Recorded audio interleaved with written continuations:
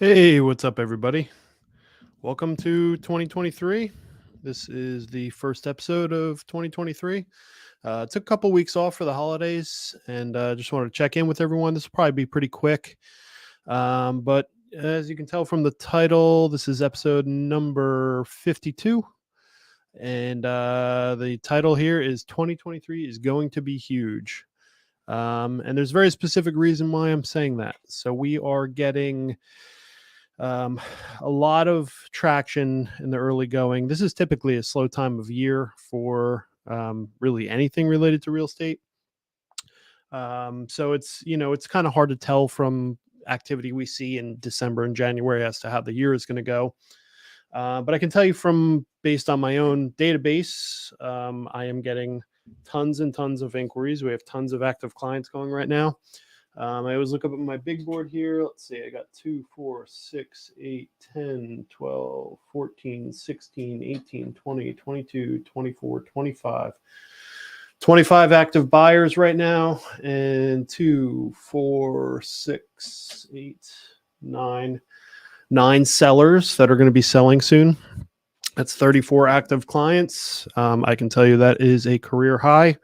And some of that is related to how I do business and the work that I put in, but people are ready to go. So what we saw towards the tail end of 2022 is obviously rising interest rates, low inventory. That issue remains. It has been that way for several years now. It is probably going to be that way indefinitely, as far as I can tell. It's kind of hard to inject a lot of new inventory into the market. So as of right now, we can expect that there will continue to kind of be low inventory. And what that's going to do is it's going to obviously keep things relatively competitive. Rates as of right before this call, I just checked 30-year conventional rates are right around 6.2. We do expect them to continue to kind of go down. They have been trending in that direction since roughly September. Not necessarily a straight line down, just kind of a trend down. But we're currently seeing 6.2. Most people are saying by spring market, we should be closer to 5. And some people saying by summer, we should be closer to 4.5. I would tell most of you that's probably what you should expect to see in the future, because the days of what my lenders call the COVID rates, the 2.5 to 3% range, that is probably not going to be a thing that we see return anytime soon, if ever. So when we start seeing rates, 5 and below, I would say that that's a case for most people to take the opportunity to go ahead and take that rate. We do have some programs out there. I've showed this recently in a few of these broadcasts. This is a flyer from Movement Mortgage, one of my most recommended lenders. Don't let rates keep you from buying a home. The way this program works, in a nutshell, if you really want to know a lot about the program, I can definitely share information with you for a recommended lender. But basically, the way that works is if you purchase a home, I believe it's by March.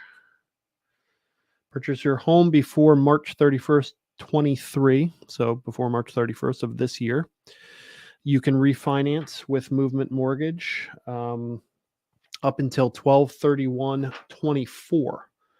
That means you have, almost 2 full years to consider doing a refinance.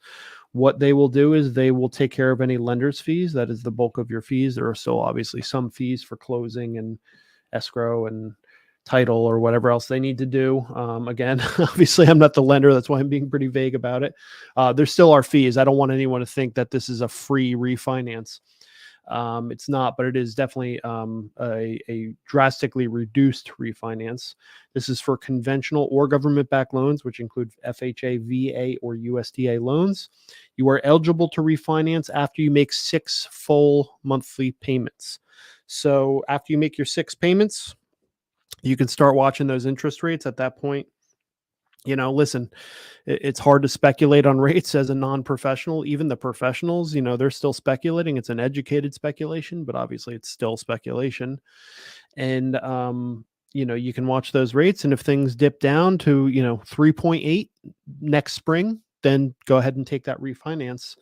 It's a really great program because, this is the talking point that everyone's given us. Oh, you know what? We're waiting for rates to go down. And I keep telling people, listen, if rates go down, just refinance.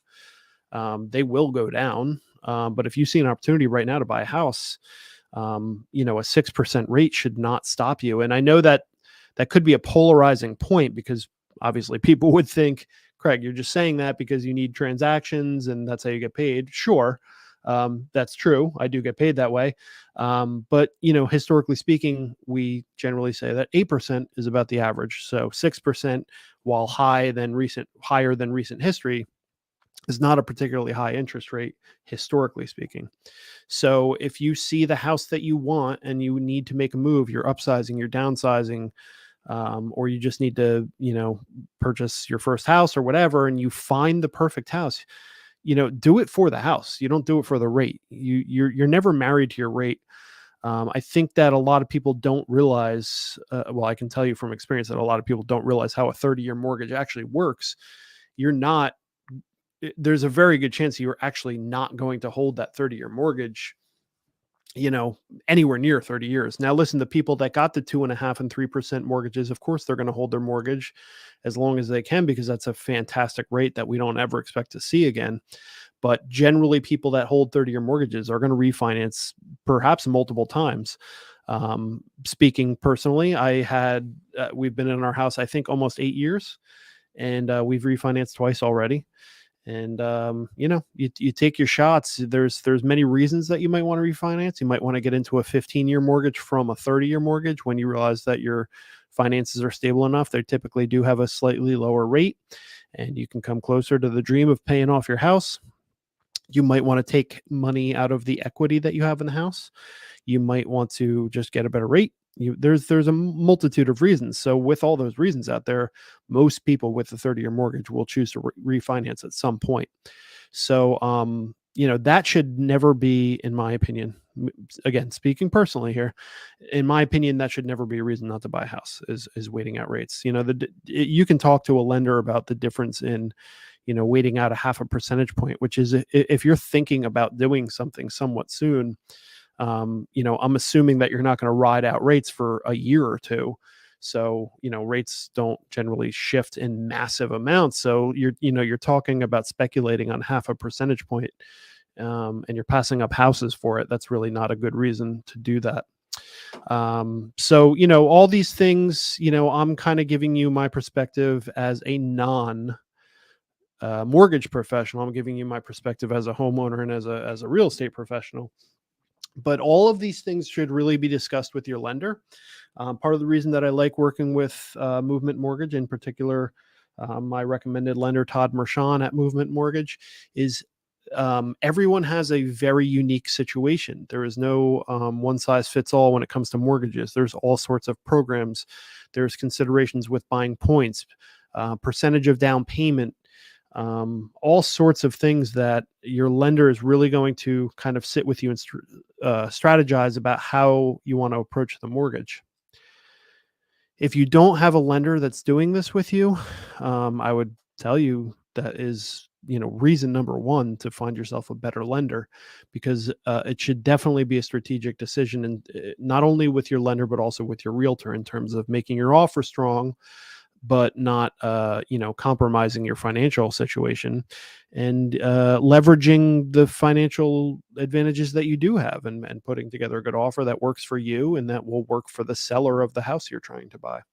So, you know, having those conversations with your lender earlier than later. That's the other common thing is, I always tell people, don't wait too long to have this conversation, so that you really know what you're capable of buying.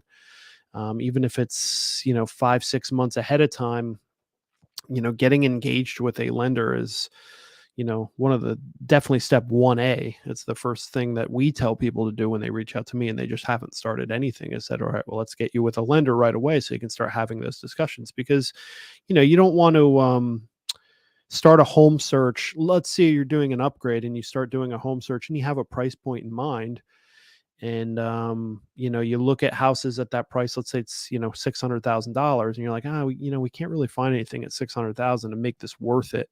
So, you know, maybe now's not the right time.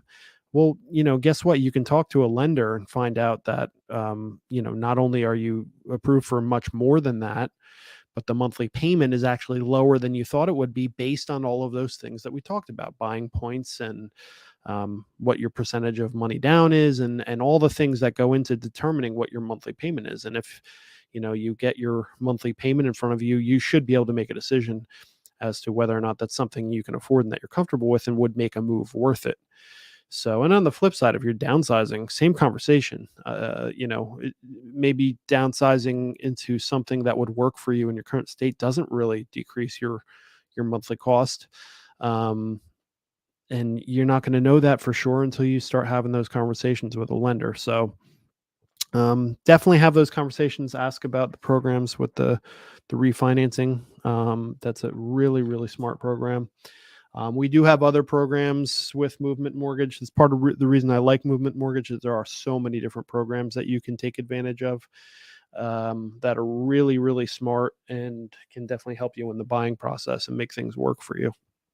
So great company. I've always had great experience with not only Movement Mortgage, but also, again, the guy that I recommend the most, Todd Mershon at Movement Mortgage. So that's that. Oops, sorry. Definitely help you in the buying process and make things work. I'm live broadcasting my own live broadcast accidentally. So anyway, so that's that. So what should we expect in 2023? So, a few things. The last 6 months of 2022, what we were seeing the most over the last 6 months was really the fact that because interest rates were surging, it really just kind of cooled off a lot of people's intent to buy. So we have this backlog of buyers. I can speak personally. Like I just mentioned to you that I have, 25 active buyers going right now. A good portion of them, at least half of them, are holdovers from last year when, they were in the process and the interest rates just started surging and they put a pause on things. Now, again, referencing the prior conversation is I don't necessarily think that, everyone kind of has their own, financial risk aversion, what they're comfortable with doing to get what they want. So, I have clients that range from like, you know what, Craig, I know interest rates are a little high. We're going to roll the dice that they're going to go down eventually. We'll eventually refinance, but we just need to get this house. This house is the one we want. That to me is mostly in line with my personal belief. It's exactly what I did when I purchased my house 8 years ago. Is it was a little bit outside of the price range that we had intended, but the house was so perfect.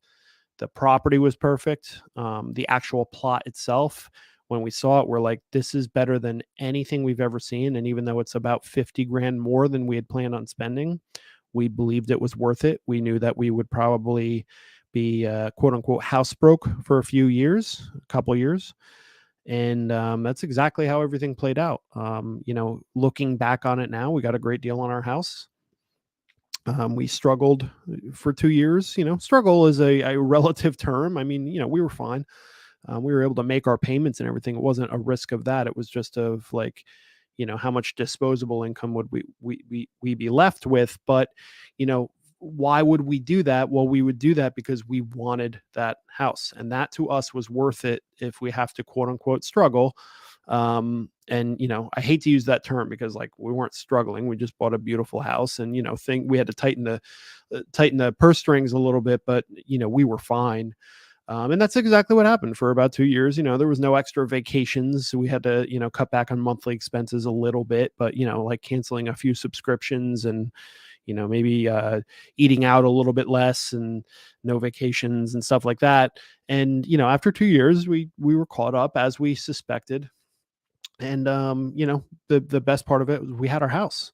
So, I'm very thankful that we did that. And I always tell my personal story to, especially first time buyers, because even though my wife and I each owned a condo prior to buying our house, I really kind of look at that as like our first major purchase because that was like a much bigger decision. My first condo was $99,000. It was not a major decision. It was really a decision of convenience and opportunity. And the second house was a much more strategic decision. It was also a little bit more informed because I had already purchased a house previously, and so had my wife. So we had a little bit more cachet to kind of be strategic and take some things into consideration. So, if that's you, that's great. And I personally think that I think that's the right way to do it, because I think it's, we always say in the industry, marry the house, don't marry the rate. So if interest rates are a little high, you work that out down the road, 2, 3, 4 years down the road, you're going to have an opportunity to get out of that rate, but you may not have another opportunity to see that house. And if you're paying rent all that time, that has to be taken into consideration. If you're in a situation where you're like living with your folks or something, and you're comfortable doing that for an extended period of time, then sure, you want to speculate, then go for it. But again, all these situations are very, very personal. So, but I would say that, making a decision based purely on an interest rate is in my view, short sighted. So, now, as far as the inventory goes, so we're going to have this backlog of buyers, right? People left over from 22 that got spooked by these surging interest rates. And, I wouldn't say that most of them got spooked.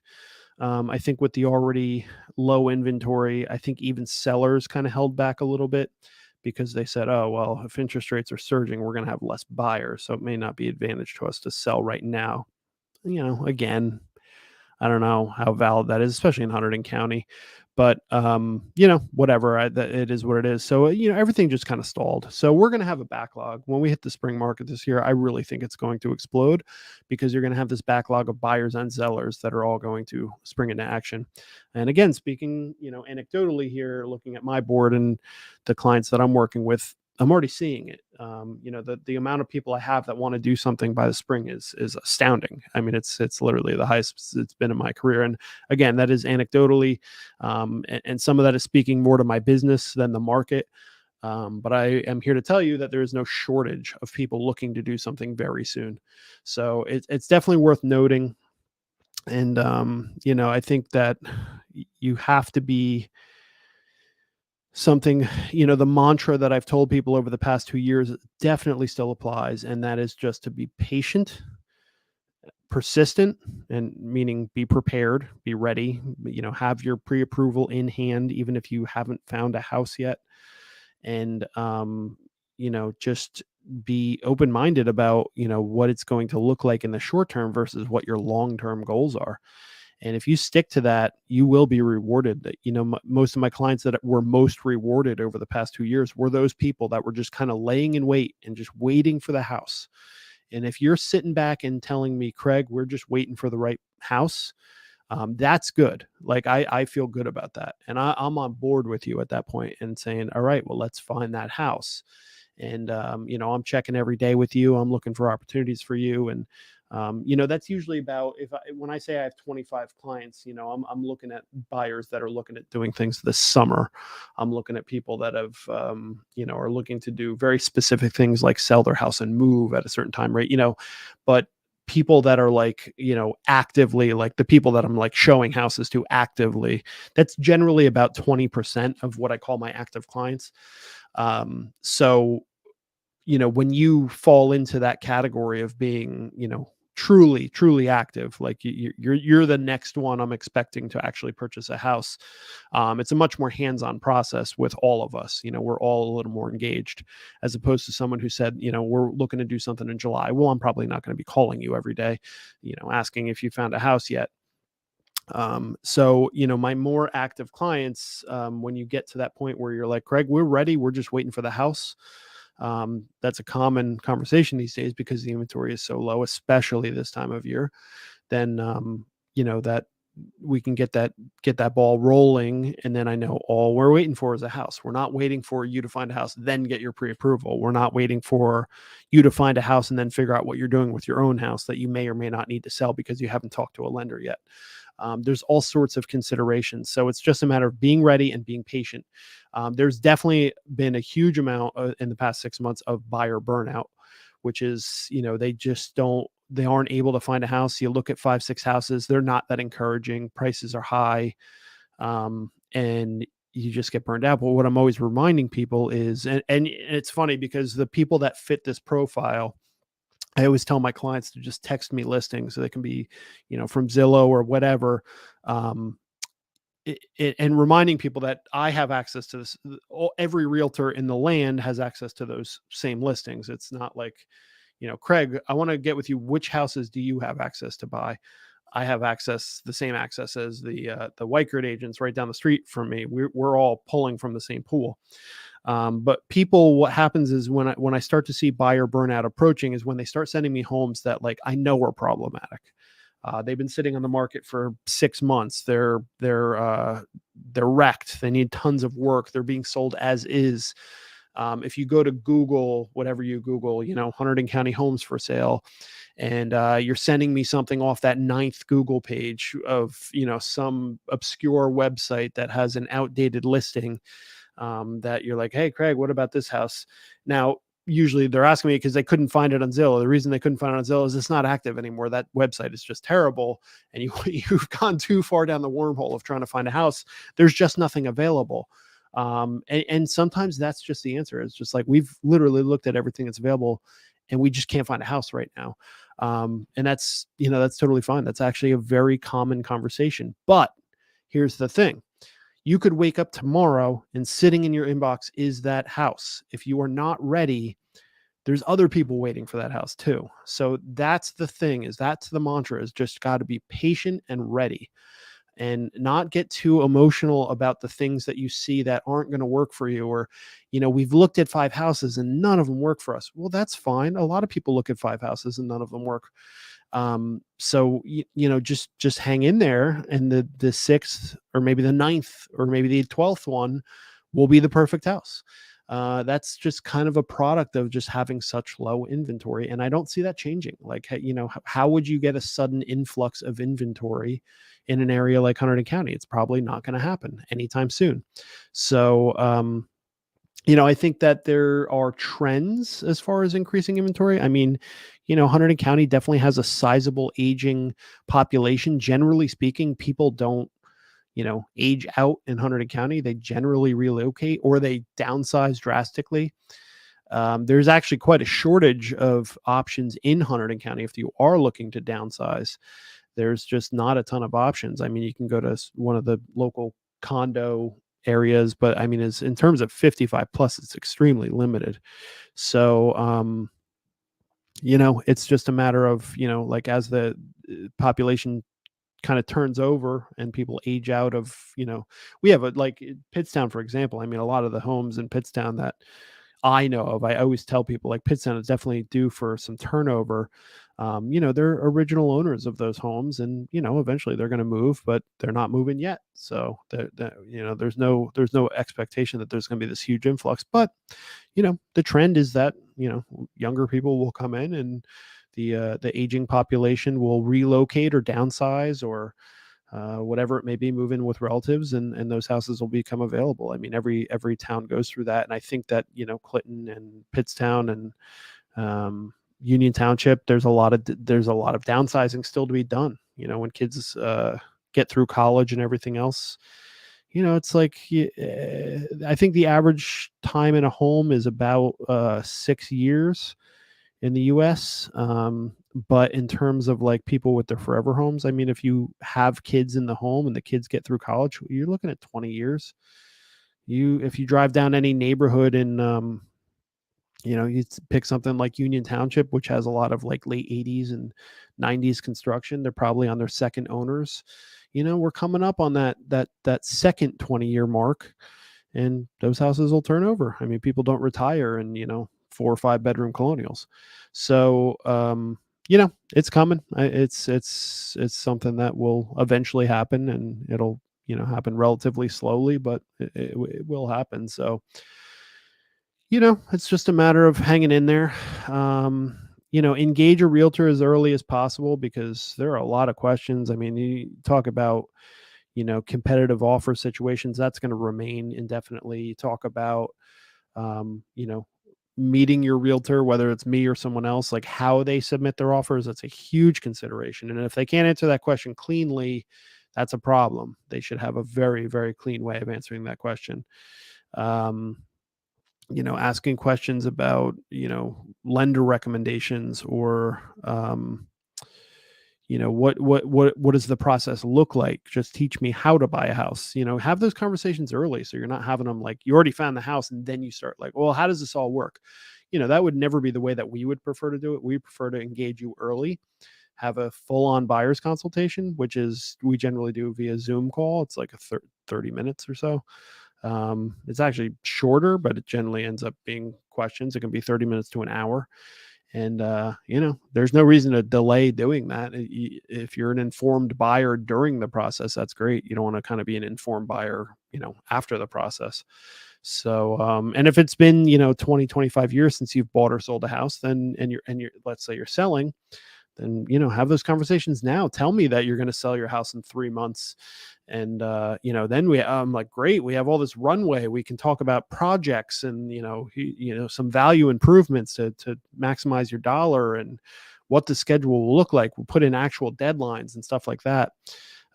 It's just way better. It's just not always the way it goes. So, but that's it. I do think 2023 is going to be a huge year in real estate. Those rates are definitely going to, I shouldn't say definitely, I definitely don't know that. But the rates seem to be trending downwards. The professionals are saying that the trend is that by spring they will be down to around 5%. And if that does happen, I think we are definitely going to see a surge because people have been holding off. So, if you're thinking about doing something, give me a call. If you're not in this area, I can definitely recommend you to someone. I mean, I have agents all over the country. If it's an area where I don't already know somebody, which is obviously very likely, we have a very specific way that we refer business out. I just had this conversation with a friend of mine. He was asking me how that works. And, referrals are a huge part of our business that I think a lot of people don't know about. A lot of people do know about it, but a lot of people do not know about it. So the way a referral works, the way I do it is, let's say you're moving to Portland, Oregon. I actually know someone in Portland, Oregon. So let's pick somewhere else. Spokane, Washington. I don't know an agent in Spokane, Washington, but Keller Williams is everywhere. And it doesn't necessarily mean that I'm going to send you to someone with Keller Williams. In fact, there are a lot of agent groups that I belong to that are online based, that are strategic based on some of the products I use, or strategies I use, or type of agent that I am, and coaching groups and stuff like that, where I know that I'm going to be put with an agent in that area that would be recommended by like-minded agents like myself, people that are extremely hands-on, high producing, servicing clients at a very high level. That's what I'm looking for. If someone comes to me and they're caring enough to say, hey, Craig, I'd love to help you out, but could you get me an agent in Spokane, Washington? I'd say, of course I can. So I through my various avenues, I get a few recommendations on agents out there, and then I'm just calling them and talking to them and seeing, how do they do business? If you're like a personal friend of mine or a past client, I want to make sure that, whoever I recommend you to is going to be fantastic. And, the way that helps, the way that helps me is, we generally get a percentage of the commission. Generally speaking, let's just call it, there's really no rules here, but I mean, generally speaking, like 25% would be very standard. And then the agent that's actually going to do the work with you would get 75%. Now, why is that helpful? Well, for me, obviously it's super helpful. I do a little bit of work up front.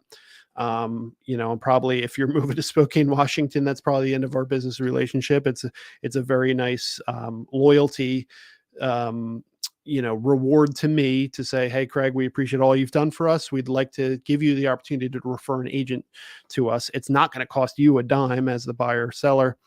But then what I get to do is I get to call out to Spokane, Washington. I pick the agent that I'm comfortable referring you to, and they're going to get 75%, and they're thrilled because I just gave them someone that's like definitely going to do something. It's very hard for agents to find new clients. So, you're gift packaging a brand new client for them. I get my 25%, they get their 75%. Everyone's happy. And then my past clients or friends or whoever it is gets to work with an agent that I said, hey, I'm giving you an endorsement on this agent. This agent's fantastic. I personally interviewed them, and they're really great. And the reason why I say I have people everywhere is obviously we do a good portion of this. So, for example, if you're going to go to Myrtle Beach or Vero Beach, Florida, or somewhere like that, I already have people there. I've had people that I've worked with before, and I'm happy to send them more business because they gave me a good experience last time that I sent them business, and they gave my clients a good experience. So referrals are huge in our industry, and it's something that a lot of people don't realize. But it's kind of like, if you decide like, hey, we're in Spokane, Washington, and we need to buy a house. Let's see if Craig can find us someone. It's better than just like Googling agents and, trying to read Zillow reviews. And then, maybe you meet them and you just don't vibe. But if I know you, I can meet the agent for you and be like, yeah, this would be a good fit for my friend. So, it's something that's done. So, if you watch this and you say, I would like to work with Craig, I'm just not New Jersey, then, I can still help you out, and that's appreciated on all sides. So, that's the referral spiel. And, I think that's pretty much it. So, any questions, feel free to, post them in the comments. If I don't get to them before I end this stream, I'll definitely keep them in mind for next week. As always, you can call me. My number is posted right there. That is my personal number. You can call me or text me pretty much 24/7. If I'm sleeping, I'm not going to hear it anyway. So, and I'm a late person, so you can text me at any time. And hope everyone had a great holiday season. Happy New Year to you all. Hope 2023 is going to be good to you. Hope everyone's healthy. Everyone seems to be getting sick. I was sick over the entire holiday period, and it was not great. But looking forward to 2023 and helping out what I hope to be more clients than ever. So, I hope you're all doing well. Take care, and I will see you all next week.